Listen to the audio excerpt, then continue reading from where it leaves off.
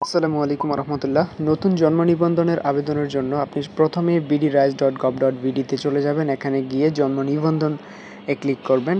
জন্ম নিবন্ধনের জন্য আবেদন অপশনে ক্লিক করার পর এখানে প্রথমে টিকা কার্ড অনুসারে অর্থাৎ আপনার নির্ধারিত নামের অনুসারে বাংলা এবং ইংরেজি নামটা আপনি এখানে লিখবেন। প্রতিটা আলাদা আলাদাভাবে ফার্স্ট নেম লাস্ট নেম লিখে তারপর ডেট অফ বার্থ দিবেন। চেষ্টা করবেন অ্যাকচুয়াল ডেট অফ বার্থ দেওয়ার জন্য। তারপর কততম সন্তান সেটা সিলেক্ট করবেন, লিঙ্গ সিলেক্ট করবেন, করার পর জাস্ট আপনার দেশ, বিভাগ, জেলা, উপজেলা, ওয়ার্ড, ইউনিয়ন ইত্যাদি সিলেক্ট করবেন। করার পর একেবারে নিচের দিকে এসে আপনাকে গ্রাম এবং আপনার বাড়ি বা সড়ক নাম্বার ইত্যাদি আপনাকে দিতে হবে, অবশ্যই বাংলা এবং ইংরেজিতে, যেহেতু দুইটা ফরম্যাটে জন্ম নিবন্ধন হবে।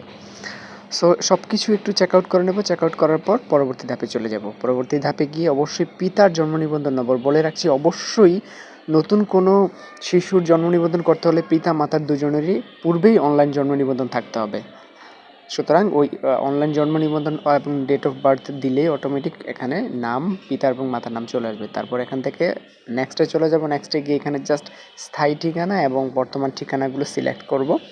তবে স্থায়ী ঠিকানা যেহেতু পূর্বে সিলেক্ট করা হয়েছে, সেই অনুপাতে আমরা কি করব, স্থায়ী ঠিকানা বর্তমান ঠিকানা একই সিলেক্ট করে দিব। তারপর একদম নিচের দিকে এসে পরবর্তী ধাপে চলে যাব।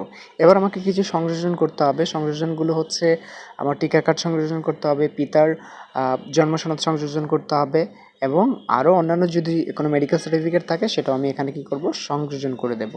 সংযোজন করে দেওয়ার পর পরবর্তী ধাপে যাব। এবার এখান থেকে হচ্ছে একটা ইমেল নাম্বার দিব এবং একটা মোবাইল নাম্বার দিব, অবশ্যই ভ্যালিড যেহেতু ওটিপি যাবে। এখানে গুরুত্বপূর্ণ বিষয় হচ্ছে আবেদনপত্রটি সাবমিট করার পূর্বে সকল তথ্য ঠিক আছে কিনা দেখে নিন ও আবেদনকারীকে দেখান। মনে রাখবেন, একবার সাবমিট হয়ে গেলে আবেদনপত্রটিতে আর এডিট করার সুযোগ থাকবে না।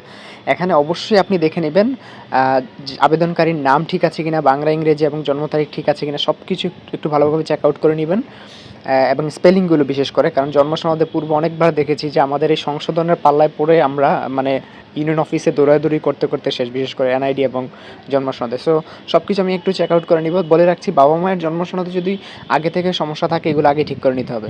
ওকে, আমরা ওটিপি পেয়ে গেলাম। ওটিপি যেহেতু পেয়ে গেছি, ওটিপিটা আমরা দিলাম, দিয়ে আবার সাবমিটে ক্লিক করব। সাবমিটে ক্লিক করার পর একটু অপেক্ষা করব, কারণ আমাদের পরবর্তী ধাপে যেতে হবে। পরবর্তী ধাপে গেলাম, এখন সাকসেসফুলি দেখাচ্ছে আবেদনটি সফলভাবে সাবমিট হয়েছে। আবেদন নম্বরটা এখানে দেওয়া হয়েছে এবং এটা বলছে যে আগামী 6/12/2024 অর্থাৎ আগামী 15 দিনের মধ্যে আমাকে কি করতে হবে, ইউনিয়ন অফিসে গিয়ে এই কাগজপত্রগুলো প্রিন্ট করা, অর্থাৎ আবেদনপত্র সহ অন্যান্য যে কাগজপত্র আমি সংযোজন করেছি তা নিয়ে আমাকে ইউনিয়ন অফিসে জমা দিতে হবে। তারা সেটা এখান থেকে অ্যাপ্রুভ করে আমাকে জন্ম সনদটা দিয়ে দিবে।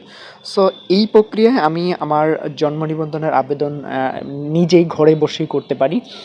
যদি কারো কোনো ধরনের বুঝতে সমস্যা হয় বা কোনো জন্ম নিবন্ধন বা এনআইডি সংশোধন বা এনআইডি রিলেটেড কোনো ধরনের প্রয়োজনীয়তা পড়ে বা কোনো প্রশ্ন থাকে, তাহলে অবশ্যই আমাকে নক করবেন এবং আমি চেষ্টা করব আমার জায়গা থেকে সর্বোচ্চ সাপোর্ট আপনাদেরকে দেওয়ার জন্য। আমার এই রিলেটেড টেকনোলজিক্যাল রিলেটেড যে কাজগুলো আমি নিজে করি, করতে গিয়ে সরাসরি ফেস করি, আমি চেষ্টা করি পুরোপুরি আপনাদেরকে দেখানোর জন্য। সো ভালো থাকবেন, আজকে এই পর্যন্তই। আসসালামু আলাইকুম রহমতুল্লাহ।